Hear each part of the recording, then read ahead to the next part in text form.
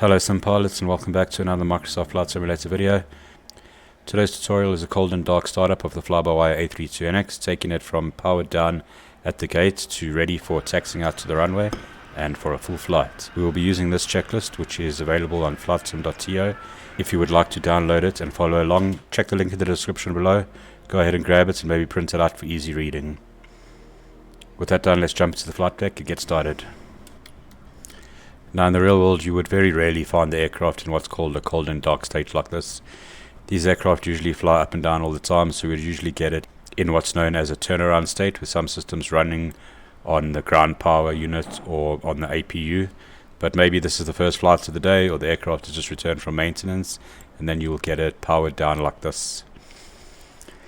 However, in the sim, if you select to start at a gate or a stand and not on the runway, you will need to power it up, and that's what we're going to do today. So let's bring up the checklist and get started. So for the cockpit pre-flights, there's a few things we need to do before powering up the aircraft. So we check that the parking brake is on, the flap lever is in the up position, the spoilers are retracted and disarmed, the weather radar and predictive wind shear is set to off, the engine mode selector is normal, engine master switches 1 and 2 are off. The landing gear is in the down position. We wouldn't want to turn on the batteries and the landing gear raises. That would be a very expensive mistake.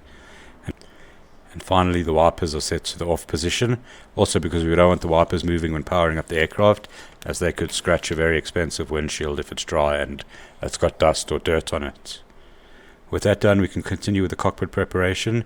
So we'll move to the overhead panel. So on the overhead panel, we can start with the battery. So battery 1 and 2 can go on.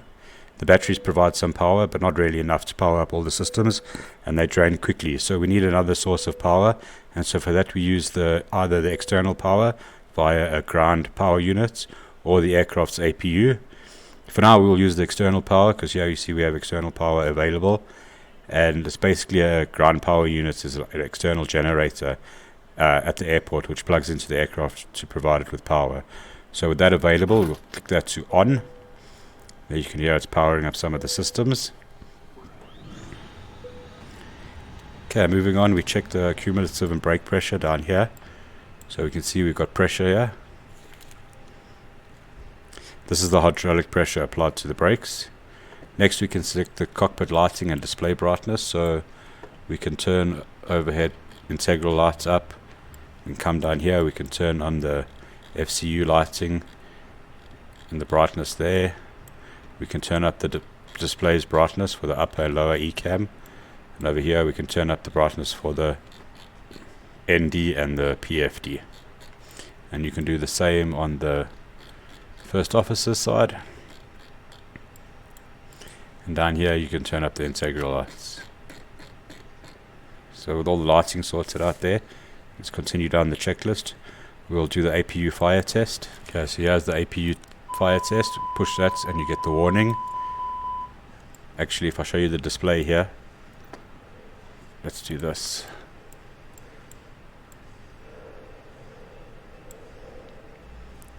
Bring that up. There we get our warnings and our ECAM messages. So what we will do is we won't turn on the APU yet because we have external power, so we'll skip that on the checklist and we'll move back to that when we are ready to start the engines. Okay, next on the checklist, back up to the overhead panel. Crew supply, that's the crew oxygen supply that goes on. Cockpit voice recorder test, I don't believe that is modeled yet. We can set ADIRS 1, 2 and 3 to nav. Exterior lights, we can put on the nav and logo lights. We'll leave the wing lights off because it is daytime. The beacon light stays off for now. The strobe light can go to auto. That way when you take off, the strobe lights will immediately come on. No smoking / portable device can go to auto. Emergency exit lights armed. Annunciator lights check. So here we have the annunciator light. So we'll turn it up to test it, and we'll see all the lights come on and make sure they're all working. And then you could leave it on either bright or dim. I'll leave it on bright, especially during the day. Otherwise it's hard to see them. Okay, probe and window heat is on auto, that's there, leave it on auto. APU available, we skip that, we're not using the APU. Aircraft temperatures as required, so these are your temperatures for the air conditioning, so you can adjust those as necessary. ECAM page, electric, batteries 1 and 2 off then on. So we go down here to the lower ECAM list page, we'll put it on electric, and let's go back to the overhead and we'll put the battery 1 and 2 off then on. Let's get that display up here. So if we put battery 1 and 2 off, you can see we've got no power from the batteries, but we still got power running from the external power. Now I'm not quite sure the reason for this check. Perhaps if any of you know, you can leave a comment below and tell us why we do that check. Okay, moving on next, fuel pumps are all off. Engine fire test performed, so we can do the same thing with the test.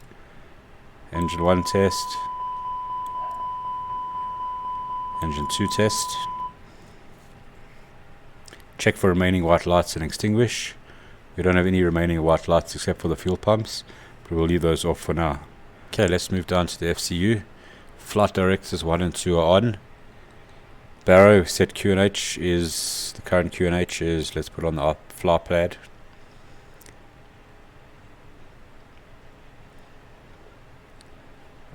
And check our current QNH from Gatwick is 1027, so we set that 1027. You could also press the B key, and if you're flying in America you would use inches of mercury. In Europe we use hectopascals. Okay, Ifr's constraints can go on. Arc 10 nautical miles. The FCU speed as required, heading as required, altitude, initial climb. So we haven't set up the MCDU yet, so we'll go ahead and leave that as it is for now, but we probably will be using managed mode for all of these. Okay, radio setup. You would set up your radio, so here you would put in the ATIS frequency and listen to the ATIS, and maybe in the standby frequency you would put the ground frequency. That's perhaps if you were flying on VATSIM, you could use that there. Okay, MCU data check, so let's go to the MCDU.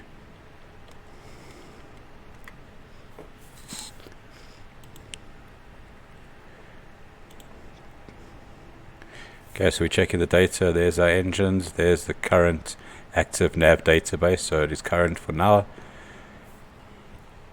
Next we have MCDU setup, so I'm not going to go through setting up the whole MCDU. I do have an MCDU tutorial on my channel if you would like to have a look at that. Check out the link above and you can watch that. So for now all I'm going to do is just going to go through this quickly so we have some flight loaded into the MCDU. So I'll start with just loading everything in very quickly, go through all of this. Inner data request. It's going to load my last flight from Gatwick to Amsterdam. Go back, weight and balance. Load the fuel. Payload, we can start boarding.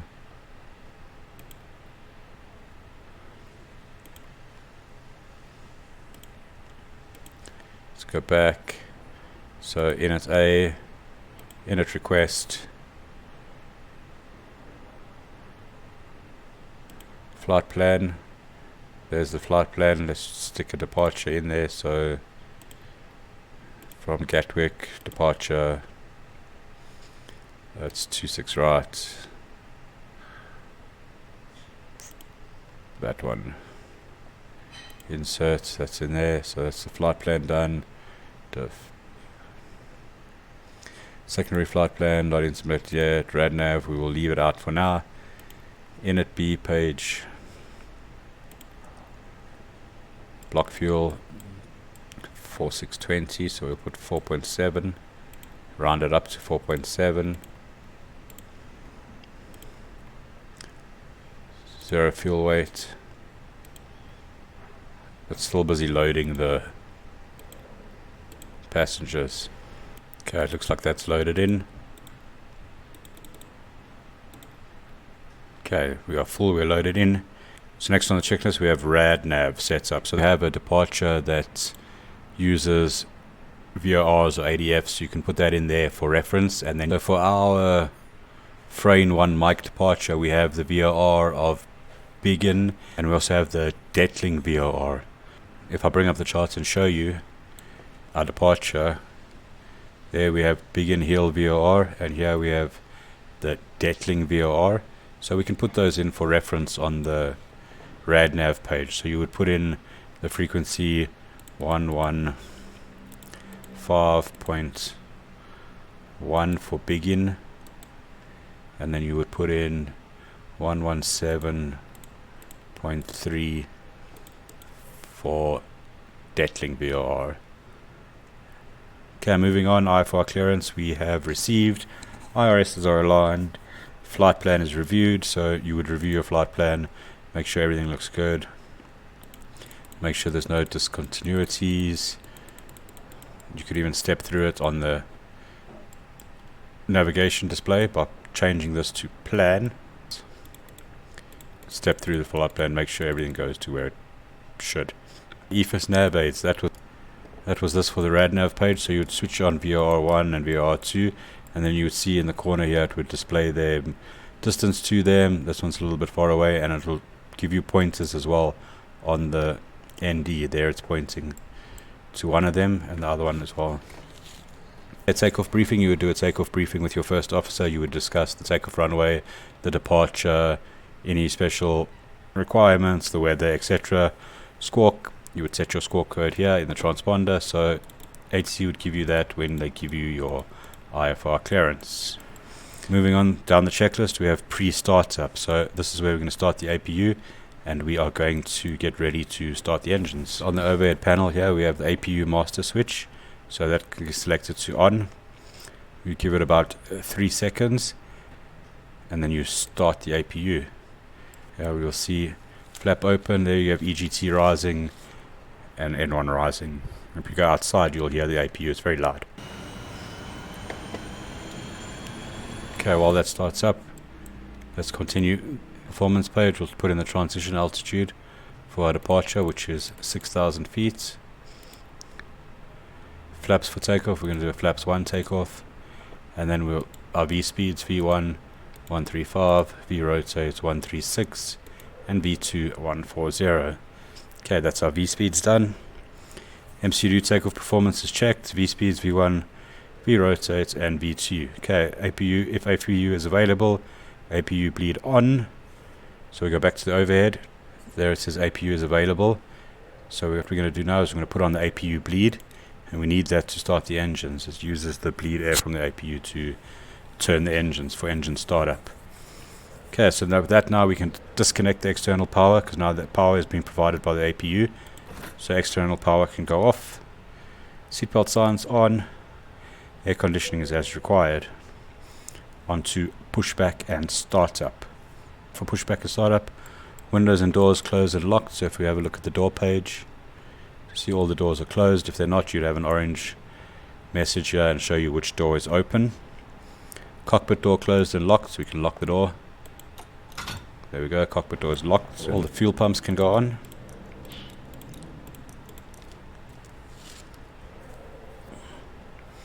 Beacon light can go on. That will tell the ground crew that we're about to start the engines, and they will clear themselves and everything out the way. Steering pin inserted. Transponder to auto. TCAS is on standby. Clock, run, parking brake as required. So let's get ready for engine start. So you have two options. You can either do the pushback and then start the engines, or you can start the engines during the pushback. So let us do the pushback first, and then we will start the engines. You have a few choices for pushback. You can either use the built-in pushback, or you can use the pushback on the fly pad here, or you can use a toolbar pushback. I use the toolbar pushback over here. So we can go start pushback. You can adjust the tug speed and select reverse. So what we'll do is we'll release the parking brake.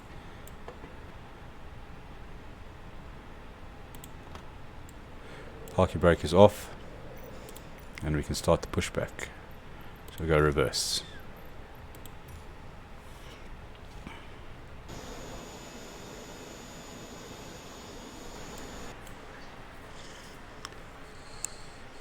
Okay, once pushback is done, you can set the parking brake. So now we're ready for engine start, so we go engine mode selector to start. Engine master to on. We'll monitor the engine page. So we have N2 rising.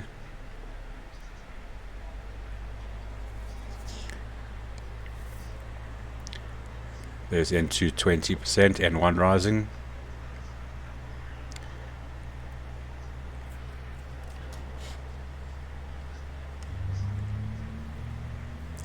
And there's EGT rising.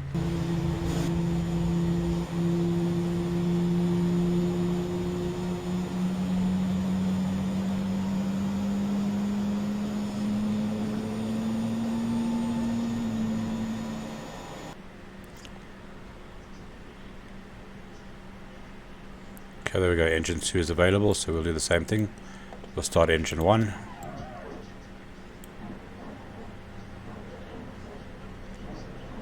N2 rising. Wait for 20%, we'll see N1 rising. The N1 is rising.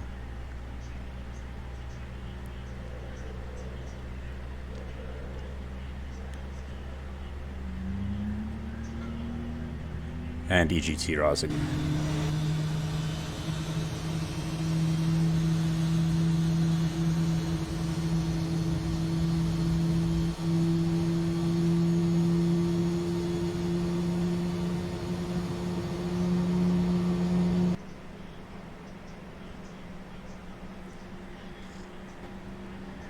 And there you have it, engine 1 is available. So let's continue with the checklist.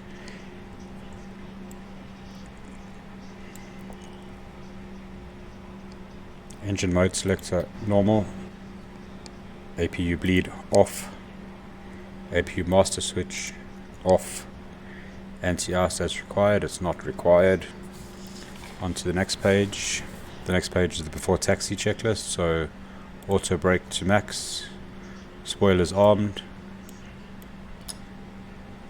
Flaps takeoff, so set flaps 1. Engine anti-ice as required, it's not required. We'll check the flight controls. Flight control page. So we'll take the side stick and we'll go full left, neutral, full right, neutral, full up, neutral, full down, neutral, rudder right, neutral, rudder left, neutral. And that's our flight controls checked. Pitch trim you would set here, according to the aircraft CG. Rudder trim reset, steering pin removed. And with that you are ready for taxi. Nose light goes to taxi. Runway turn off light goes on. Strobes on auto. Parking brake off. So you would release the parking brake. Here's your takeoff config button. So it checks everything here. Make sure you have no blue. The only thing that's blue is cabin check. So to do that, up on the overhead. Flight attendants, please prepare for takeoff. There we go, no blue. So with that done, you would taxi to the runway, and then you would do the before takeoff checklist. Okay, so once you are holding short to the runway, you're ready to do the before takeoff checklist. So we can start with cabin crew have been notified, exterior lights all on, so up on the overhead panel. Landing lights go on. Nose light goes to takeoff. Strobe lights can go on, or you can leave them at auto, they'll go on automatically. You can put the wing lights on if you want. Anti-ice as required, it's not required. PAX as required. TCAS. So on the pedestal above, TARA. Weather radar can go on. Predictive wind shear can go on. Weather mode as required. Takeoff memo. And there you can see takeoff memo. We have no blue, so we are ready for takeoff. And with that, all that's left to do is enjoy your flight. Guys, I hope you enjoyed this tutorial on the A32nx startup. If you did, please give us a thumbs up. Consider subscribing for the next one. Thanks for watching, and I will see you in the sky.